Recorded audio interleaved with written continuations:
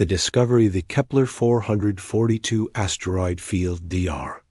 Sarah Chun pressed her palm against the observation window of mining station Alpha 7, watching the automated harvesters tear through the asteroid's surface.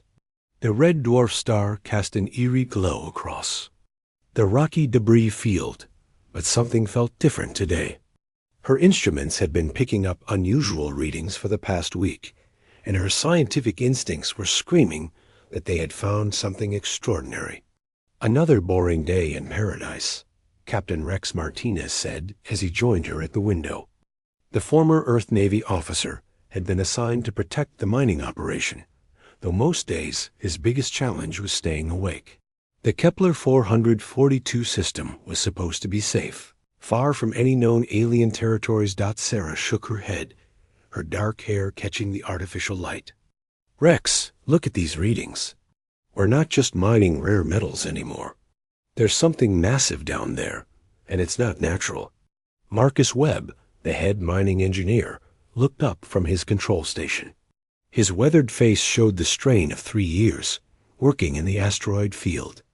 "Dr. Chun, my equipment is going crazy. Whatever's down there is interfering with our mining beams. It's like the rock is protecting something." Sarah studied the data streaming across her screens. The readings showed a structure nearly 15 kilometers long, buried deep within the asteroid. The composition was unlike anything in the Coalition database, and most puzzling of all, it seemed to be generating its own energy field. "We need to stop mining and start excavating," Sarah said. "This could be the archaeological find of the century." Rex frowned. "Coalition protocols require us to report any unusual discoveries immediately. We can't just dig up alien artifacts without authorization." "What if it's not alien?" Sarah asked quietly. "What if it's human?" The question hung in the air like a challenge to everything they thought they knew about human history. According to official records, humans had only achieved interstellar travel 200 years ago, joining the Galactic Coalition as junior members. The idea that humans might have ancient technology was considered impossible by most Coalition scientists. Marcus ran his hands through his gray hair. "Human or not, we're going to have company soon. I'm detecting Coalition ships dropping out of hyperspace. Looks like someone's been monitoring our communications." Through the window, they could see the sleek forms of Coalition vessels approaching the mining station. The lead ship bore the insignia of the Galactic Archaeological Commission, followed by several military escorts. "Dr. Chun," came a voice over the communication system. "This is Professor Zilthar of the Archaeological Commission. We understand you've made a significant discovery. Prepare to receive our boarding party." Sarah exchanged glances with Rex and Marcus. Professor Zilthar was one of the most respected xenarchaeologists in the Coalition, but he was also known for his belief that younger species like humanity couldn't possibly have advanced ancient civilizations. Within hours, the mining station was buzzing with activity. Professor Zilthar, a tall, insectoid being with iridescent blue skin, examined Sarah's data with obvious skepticism. His 3 eyes moved independently as he studied the readings, occasionally making clicking sounds of disapproval. "These readings are clearly the result of equipment malfunction," Zilthar announced. "Primitive species like humans did not possess advanced technology 10,000 years ago, much less 100,000 years ago." Sarah felt her temper rising. "Professor, I've triple-checked the data. The dating is accurate. Something has been buried in that asteroid for at least 50,000 years, possibly much longer." "Impossible," Zilthar clicked. "The Coalition has extensive records of galactic history. There is no mention of ancient human civilizations."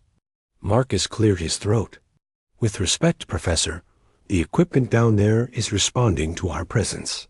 When my miners get close, the energy readings spike. When they back away, everything goes quiet." Zilthar's eyes focused on Marcus with disdain. "Mining equipment is hardly sophisticated enough to make such determinations. I will conduct my own investigation with proper scientific instruments." Over the next 2 days, Zilthur's team attempted to scan the buried structure with every piece of advanced Coalition technology available. Quantum resonance scanners, temporal displacement detectors, and molecular analysis beams all failed to penetrate whatever was hidden beneath the asteroid's surface. Sarah watched with growing frustration as the alien scientists struggled with their equipment. "Professor, perhaps you should let us try our approach. Human technology might be more compatible with whatever's down there." "Human technology is centuries behind Coalition standards," Zilthur replied coldly. "If our equipment cannot scan this structure, then primitive human instruments certainly cannot." But Marcus had been conducting his own quiet investigation. Using modified mining equipment, he had been able to map the entire structure and identify what appeared to be an access port. "Dr. Chun, I think I've found a way in. The structure has been responding to our mining beams, almost like it's trying to communicate." Sarah studied Marcus's data, her excitement growing. "It's not just responding to the beams, it's responding to us. The energy patterns change when humans are present, but remain stable when the Coalition team is working." Rex joined them at the monitoring station. "Are you saying this thing recognizes humans?" "I'm saying it recognizes something about us that it doesn't recognize about our Coalition friends," Sarah replied. "And there's only one way to find out what that is."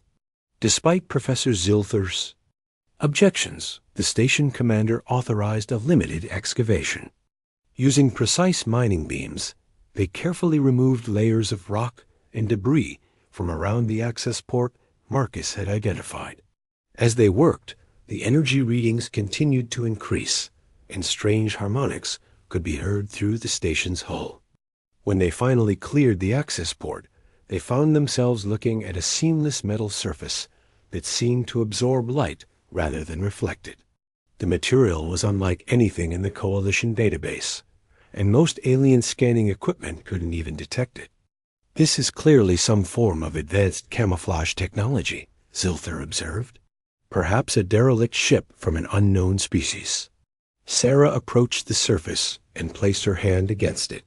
The moment her skin made contact, the metal began to glow with a soft blue light. Patterns of light spread outward from her touch, forming intricate geometric designs that pulsed with a rhythmic pattern. "It's beautiful," she whispered, "and it's definitely responding to human contact." Marcus and Rex joined her, each placing their hands on the surface. The light patterns grew brighter and more complex, and a section of the wall began to iris open, revealing a corridor beyond. "Fascinating," Zilthur clicked. "The structure appears to be programmed to respond to human biosignatures. This suggests that whoever built it had extensive knowledge of human physiology." Sarah stepped through the opening, her scientific training warring with her sense of wonder. The corridor beyond was massive, with walls that curved upward into darkness. Emergency lighting activated as they moved forward, revealing a passage that could easily accommodate hundreds of people. "This isn't just a ship," Rex said, his military training evident as he scanned for threats. "This is a city, a floating city." As they walked deeper into the structure, they began to encounter rooms and passages that were clearly designed for human use. Doorways were the right height, control panels were positioned for human hands, and the artificial gravity felt exactly like Earth normal. "We're definitely not the first humans to be here," Marcus observed. "Everything is designed for us, down to the smallest detail." They entered what appeared to be a central command center, filled with holographic displays that activated as they approached. The displays showed star charts, technical diagrams, and what looked like historical records, all in a language that seemed familiar yet ancient. Sarah studied the displays with growing excitement. These star charts show the galaxy as it was thousands of years ago. "And look at this. These markers indicate human settlements on hundreds of worlds." Rex examined tactical displays that showed massive fleets of ships identical to the one they were standing in. According to this data, Humans once controlled a significant portion of the galaxy, but that's impossible. Our recorded history only goes back a few thousand years. Maybe our recorded history is wrong, Sarah said quietly. Maybe we've forgotten who we used to be. A new voice filled the command center, speaking in perfect English with a warm, melodious tone. Welcome home, children of Earth. I have been waiting for you to return. The three humans spun around, looking for the source of the voice, but they were alone in the command center. The holographic displays shimmered and formed into the image of a woman with kind eyes and silver hair. Who are you? Sarah asked, her scientific training overcoming her shock. I am Prometheus, the hologram replied. I am the consciousness of this ship, and I have been sleeping for 57,000 years, waiting for humanity to find me again. Rex stepped forward, his hand instinctively moving to his weapon. Are you artificial intelligence?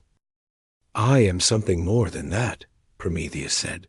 I am the collective memory of your people, the guardian of your true history. I was created by the humans who came before, those who ruled the stars when your species was at its greatest height. Sarah felt her knees weaken. You're saying humans had a galactic empire? Not had, Prometheus corrected. Humans were the dominant species in this galaxy for over 20,000 years. You built wonders that modern civilizations cannot imagine. You explored every corner of known space, and many corners that remain unknown. Marcus shook his head in disbelief. Then what happened? Why don't we remember? The hologram's expression grew sad. War. A war that nearly destroyed all life in the galaxy. Your ancestors made a choice to forget, to start over, to give future generations a chance to grow without the burden of past failures. But they left. You, Sarah said. They left ships like this, waiting for us to find them. They left us as guardians, Prometheus confirmed. We are the keepers of human heritage, the proof that your species is capable of greatness. And now, after so many years of waiting, you have finally come home. Outside the ship, Professor Zilther was growing increasingly agitated. His scanners couldn't penetrate the structure, and he was receiving urgent communications from the Coalition. Council, the discovery of ancient human technology was causing panic among the galaxy's leadership. I am ordering an immediate evacuation, Zilther announced. This structure is potentially dangerous and must be studied by Coalition experts. But inside the ship, something else was happening. Prometheus was beginning to awaken systems that had been dormant for millennia. The ship's massive engines were starting to hum with power, and across the galaxy, other ships like it were beginning to stir. Sarah, Prometheus said, I need you to understand something. This ship, and others like it, represent more than just your history. They represent your future. The galaxy is about to face a crisis, and humanity must be ready to take its place. Among the stars once again. Sarah looked at her companions, seeing the same mixture of fear and wonder in their eyes that she felt in her heart. They had come looking for rare metals, and had instead discovered that humanity's greatest adventure was just beginning. What kind of crisis? She asked. Prometheus's expression grew grave. The same enemy that your ancestors fought is returning. And this time, humanity must be ready. The awakening the Prometheus rises. The Coalition fleet arrived in the Kepler 442 system with overwhelming force. Admiral Kefvar, commander of the Coalition's 7th Fleet, had brought 12 heavy cruisers, 40 destroyers, and a dozen science vessels. The insectoid admiral's 4 arms worked furiously at his command station as he studied the tactical displays. Status report. Admiral Keffer clicked in his native language, his translator converting the sounds into standard Coalition. Speech. The structure is definitely artificial, his science officer reported. Mass approximately 50 million tons, length 15 kilometers, width 4 kilometers. It's showing massive energy signatures that our sensors can't fully analyze. Through The main viewer, the Admiral, could see the asteroid field where the human mining station had been operating. But now, something was rising from the depths of the largest asteroid. The ancient ship was emerging like a sleeping giant awakening from a long dream. "The Void," the Admiral whispered. "It's a supercarrier, but the design is unlike anything in our database." Inside the Prometheus, Sarah Chun was experiencing something beyond her wildest dreams. The ship's AI had connected with her mind, sharing memories and knowledge that spanned millennia. She could see the galaxy as it had been during humanity's golden age, when human exploration fleets had mapped every star system and human colonies had thrived on 10,000 worlds. "The ship is responding to your presence," Prometheus explained, as holographic displays activated throughout the command center. "Your genetic markers identify you as descendants of the original builders. The ship recognizes you as its rightful commanders." Rex Martinez was studying tactical displays that showed the Coalition fleet surrounding them. "We're outnumbered 50 to 1, and they don't look friendly." "They're afraid," Prometheus said simply. "For 200 years, the Coalition has treated humanity as a junior species, barely advanced enough to be useful. The discovery that humans once ruled the galaxy challenges everything they believe about galactic history." Marcus Webb was examining engineering displays, his mining expertise helping him understand the ship's systems. "This technology is incredible. The power sources alone are more advanced than anything the Coalition has. How did humanity lose all of this?" "The Great War," Prometheus replied, her holographic form shimmering with emotion. 57,000 years ago, an enemy emerged from the void between galaxies. They called themselves the Devourers, and they consumed entire star systems, turning living worlds into empty husks. The war lasted 3,000 years and cost billions of lives. Sarah felt the weight of history pressing down on her. "But humanity won, at a terrible cost," Prometheus confirmed. "In the end, your ancestors had to make an impossible choice. They could preserve their technology and risk future generations making the same mistakes, or they could choose to forget, to start over, to give their children a chance to grow without the burden of past failures." The ship shuddered as Coalition tractor beams locked onto its hull. Admiral Kethvor's voice filled the command center. "Attention, unknown vessel. You are surrounded by Coalition forces. Surrender immediately and prepare to be boarded." Rex activated the communication system. "This is Captain Rex Martinez of the Earth Colonial Authority. We are conducting a legal archaeological investigation in accordance with Coalition law. Coalition law does not apply to potential threats to galactic security," Admiral Kethvar replied. "You will surrender the vessel immediately, or we will take it by force." Sarah looked at Prometheus. "Can they actually take the ship?" "They can try," Prometheus said with what might have been amusement. "But the Prometheus was designed to survive battles that would destroy entire Coalition fleets. Your ancestors built her to be unsinkable." The ship's defensive systems activated automatically as Coalition boarding craft approached. Energy shields flared to life, and the tractor beams trying to hold the Prometheus simply slid off its hull like water off a duck's back. "Impossible." Admiral Kethver snarled. "No ship can break free from military-grade tractor beams." "This ship can," his science officer reported nervously. "The energy readings are off the charts. Their shields are more powerful than our entire fleet combined." Inside the Prometheus, Sarah was learning to interface with the ship's systems. The neural connection felt natural, as if she had been born to command this vessel. She could feel every system, every weapon, every sensor, as if they were extensions of her own body. "The ship is alive," she whispered. "Not just artificial intelligence, but truly alive." "All of our ships are biomechanical hybrids," Prometheus explained. "We exist at the intersection of technology and biology, machine and organism. That's why only humans can truly command us. We were grown as much as we were built. Marcus was studying the ship's construction and manufacturing capabilities. This ship can build other ships. It's not just a warship, it's a mobile shipyard and factory. One ship like this could rebuild an entire fleet. That's exactly what we're designed to do, Prometheus confirmed. In the event of catastrophic loss, each ship can rebuild the human fleet from scratch. We carry the genetic templates, the technological knowledge, and the industrial capacity to restore human civilization.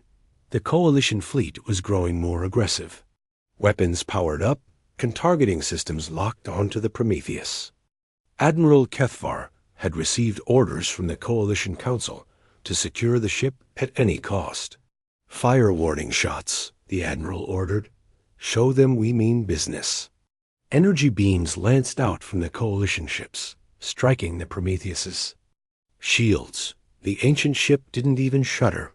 The energy was absorbed harmlessly, actually strengthening the ship's power reserves.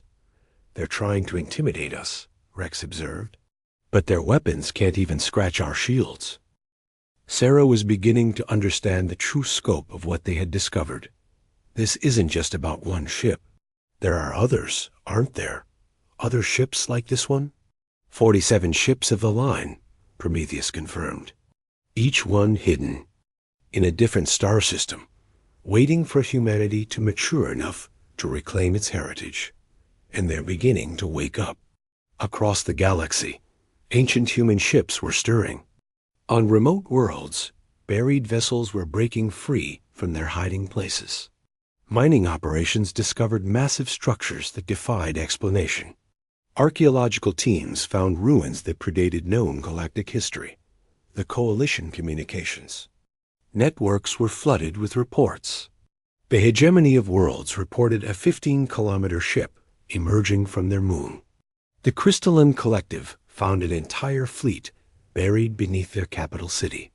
The warrior clans discovered ships that made their greatest dreadnoughts look like toys.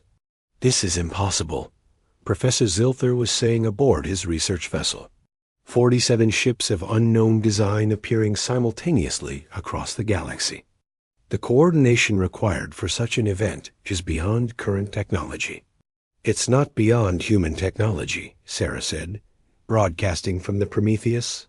It's beyond current human technology, but we're learning to remember what we once knew.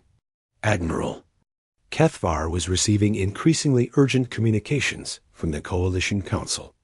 Panic was spreading through the galaxy as the implications of the discovery became clear. If humans had once ruled the galaxy, what did that mean for the current balance of power? Admiral, his communications officer reported, we're receiving a transmission from the human ship. They're broadcasting on all frequencies. Sarah's image appeared on screens throughout the Coalition fleet. She stood in the command center of the Prometheus, her eyes bright with new knowledge and purpose. People of the galaxy, she began, my name is Dr. Sarah Chun, and I speak for humanity. We have discovered something that changes everything we thought we knew about galactic history. Humanity is not a young species just learning to walk among the stars. We are an ancient people returning to reclaim our place in the galaxy. The transmission showed images from the ship's memory banks. Human colonies on thousands of worlds. Massive fleets exploring the unknown regions of space. Technologies that dwarfed anything in the current galaxy. We do not seek to conquer or to rule, Sarah continued. We seek to remember who we were so that we can become who we're meant to be. The galaxy faces challenges that require the wisdom of all species working together. But humanity will no longer be treated as a junior partner in our own galaxy. Admiral Kethvar cut the transmission. Enough of this nonsense. All ships, prepare for full assault.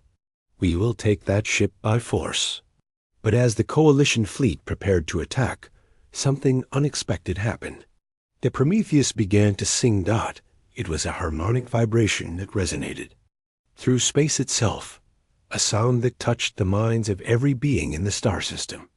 The song told the story of humanity's rise and fall, of the Great War that nearly destroyed the galaxy, and of the sacrifice that led to humanity's voluntary exile from the stars. "What is that sound?" Admiral Kethver demanded. His science officer was studying the readings with growing amazement. "It's some form of psychic transmission. The ship is broadcasting directly to our minds, sharing memories and experiences." Through the song, everyone in the star system could see the truth. They saw human explorers making first contact with species that would later join the coalition. They saw human scientists sharing knowledge that advanced galactic civilization. By millennia, they saw human warriors sacrificing themselves to protect worlds they had never seen. "By the void," Admiral Kethver whispered, "it's all true. Humans really did rule the galaxy." The song also showed the enemy that had driven humanity to make its great sacrifice. The Devourers were coming again, drawn by the radio signals of galactic civilization. And this time, the galaxy would need humanity's full strength to survive. "Admiral," his communications officer said quietly, "we're receiving new orders from the Coalition Council. We're to escort the human ship to the capital for formal negotiations." Sarah felt the weight of responsibility settling on her shoulders. Humanity had been given a second chance to take its place among the stars. But with that chance came the knowledge that their greatest test was yet to come. "Prometheus," she said, "how long do we have before the Devourers arrive?" "According to my calculations," the ship's AI replied, "approximately 18 months. The galaxy must prepare for war, and humanity must be ready to lead that preparation." Rex looked at the tactical displays showing the Coalition fleet. "Think they'll accept our help?" "They'll have to," Sarah said, "because without humanity's ancient knowledge and technology, the galaxy doesn't stand a chance." The Prometheus began to move, its massive engines pushing it toward the edge of the star system. Behind it, the Coalition fleet followed, no longer as captors but as escorts. Humanity's long exile was over, and the galaxy would never be the same. As they traveled toward the Coalition capital, Sarah could feel the other ships awakening across the galaxy. 47 vessels of unimaginable power, each one carrying the accumulated knowledge and technology of humanity's golden age. The children of Earth were coming home, and they were bringing with them the hope that the galaxy might survive what was coming. The age of humanity's return had begun. Asterisk.